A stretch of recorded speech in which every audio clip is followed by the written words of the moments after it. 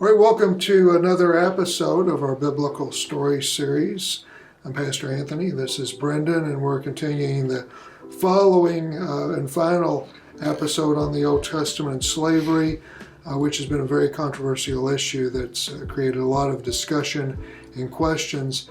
And today I want to deal with what might be the toughest passage on the Old Testament and slavery from Leviticus 25, and this has been kind of the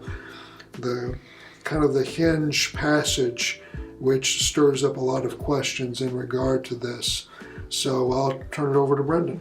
All right, yeah, to kick things off, why do you say that this was like the debt service of the Israelites, but just without the 6-year limit? Why do you make that comparison there? Well, let me first of all just read the 3 verses, and people can get a flavor of why it's controversial, reading it from a modern translation, the New International Version. Okay.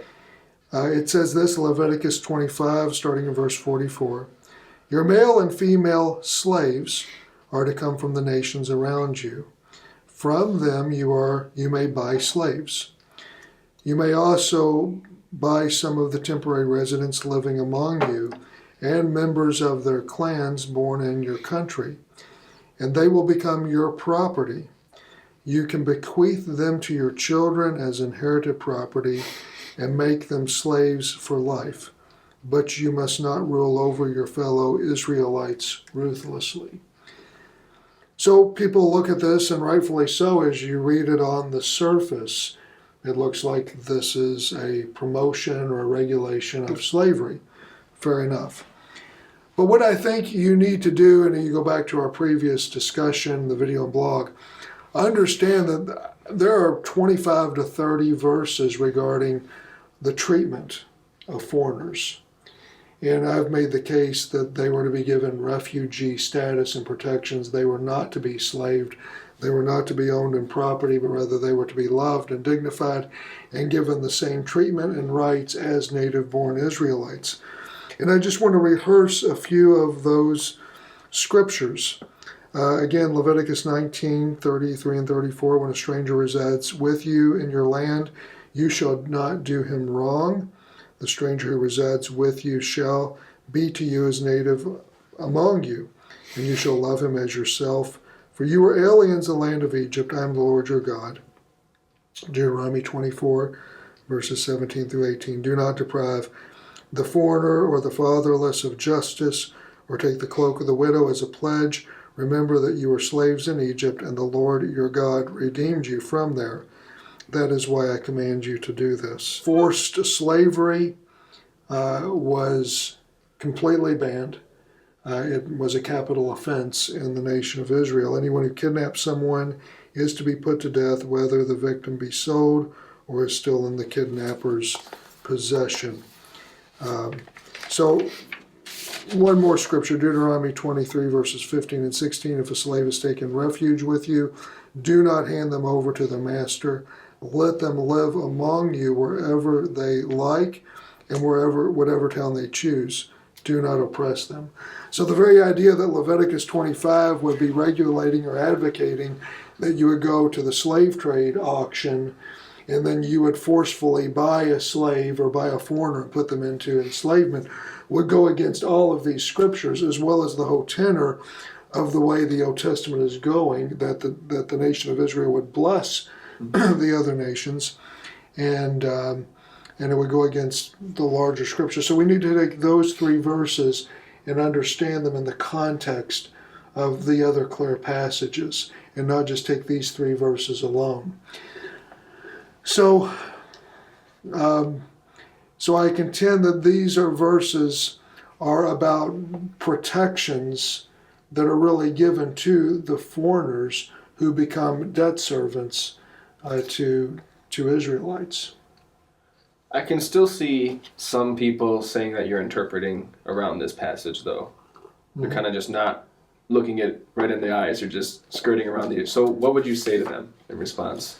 Yeah, and I can understand that. Let's go through the various verses and let's see, because again, like the issue of slavery, as we said in the previous blog and video, it's a matter of how you understand the context of the Hebrew language and what that means. So verse 44 says, your male and female slaves are to come from the other nations among you. Again, going back to our previous discussions, the word there is abed. It can mean worker, it can mean employee. Using modern day lingo, it typically meant servant. It rarely meant slave, though sometimes it could. So my tendency is to think, like in the Yoder translation, the word there in its meaning is more about a servant, a worker, an employee, or like a debt servant. Verse 45, it says, you may also buy some of the temporary residents living among you. So what does it mean you buy them? Well, that doesn't sound good. But the word there, buy, in the Hebrew can really just mean to acquire. In fact, it was Boaz who acquired or who married, Naomi. And that word, it says the same Hebrew word. Well, he didn't buy her as a slave. He didn't purchase her. She became he respected her greatly. I'm thinking of like NBA teams when they buy out a player. They use the term buying out a player. Precisely. They traded. Somebody got traded. They did so to an owner. And that's the challenge. These are economic terms, and they become loaded with meaning because we see the word slave there. If we take the word slave out and we use the word servant or employee, then that greatly makes the passage far more understandable.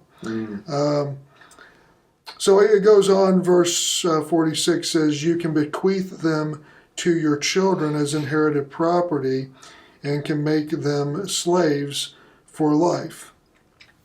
So that sounds really bad too, doesn't it, on the surface? But the issue is that even in the Hebrew law, when a debt servant served under an owner or an employer, and it came to the end of their 6-year term of service, they could be debt servants for life. They could say for life, I will give my life over to you, or my family's life over to you, because the situation there was better than being at home or being on their own. So it was voluntary. And what they are saying here is that they can then give themselves over to you for life. Okay? This is not forcing them. It's not compelling them. This would have been mutually agreed upon by the employer and the employee. So what about their children? It's simply saying that this can go on for their children as well, or for your son to take them. It can go on beyond your own life. Because as refugees, as foreigners, they didn't have land. Right. Most of them didn't own land, so where would they go? And so this was a way of providing security and protection and a place for them to build their lives and to acquire, hopefully, enough economic resources so that they could be independent. So this is mutually agreed upon, and this is a protection for the refugee because they're going to have a harder time making it on their own because they were not Israelites who could own land. So when you go to verse 47, it says that if an Israelite who becomes impoverished and sells himself to a foreigner who has become wealthy, then it provided a way you could redeem that Israelite from the foreigner, which shows right after this verse shows that there was provision, there was a goal, there was the opportunity for those who were foreigners to still become wealthy in the nation of Israel. This was not meant to be a whole foreign underclass or a whole slave class that was developed from foreigners. This was to be a temporary situation. And so when it uses the term property as well, again, it's the same thing that when somebody says, those are my employees, as opposed to employees of some.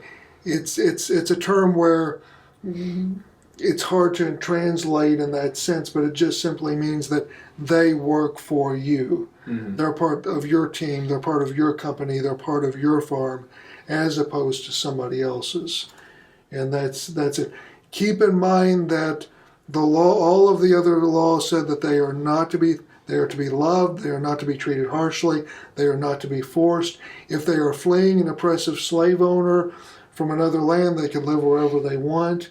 So they're definitely not going to go into a situation that allows oppression within the nation of Israel if they were escaping it from a foreign land. So I hear you. What would a skeptic say if he was like, I hear you, I understand what you're saying, but why couldn't God have avoided all of this and just put a better economic situation in place altogether? Why didn't he do that? What would your response be? Well, because this was the best economic situation possible. I mean, you have an agrarian culture. You do not have a market economy with expanding technology, and 401ks, and people live day to day. That was their life. Poverty was widespread. Prosperity was extremely rare. And it was not, it was Adam Smith in his book, on capitalism, where he began to see prosperity spread in the late 1700s. And Adam Smith said, we have something that's being created. Poverty has been the norm. Why now do we see increasing prosperity? And he saw it happening because there was a free market economy that was developing. Okay? And so that's what, his work, Adam Smith is kind of the founder of capitalists, or free market enterprise thought. But before then, and especially going back to 1,400 years before Christ, there was not widespread wealth that was growing, increasing. In the nation of Israel, it was happening as people obeyed God, but there wasn't just a market economy.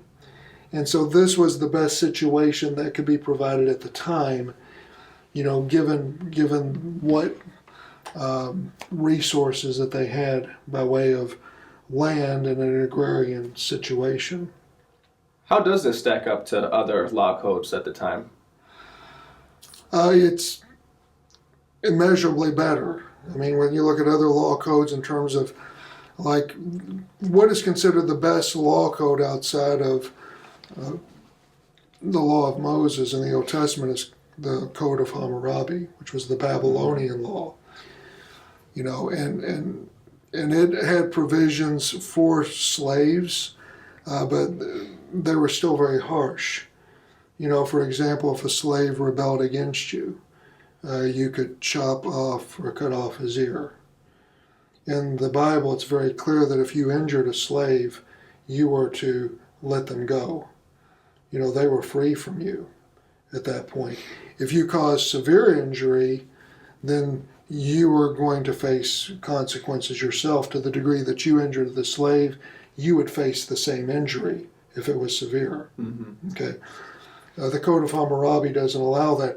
If a slave escaped from an oppressive situation and you tried to help the slave escape, and you were caught, you were going to be killed. Under the Code of Hammurabi. But under the Old Testament law, you were to protect, you were to provide asylum. And these are vastly different. The way a slave was treated in the Code of Hammurabi was based far more on the will and the whims of the owner or the slaveholder, to where the law of God does not want that kind of a system, and it is more objective, to where people are accountable more to the law rather than simply the people just placed at the whims, of property owners. All right. Anthony, sir, thank you. All right, thank you. Thank you for joining Anthony and I today on the Biblical Story video series. Please subscribe to the Crossroads CCO YouTube channel, like, and share this video. Until next time.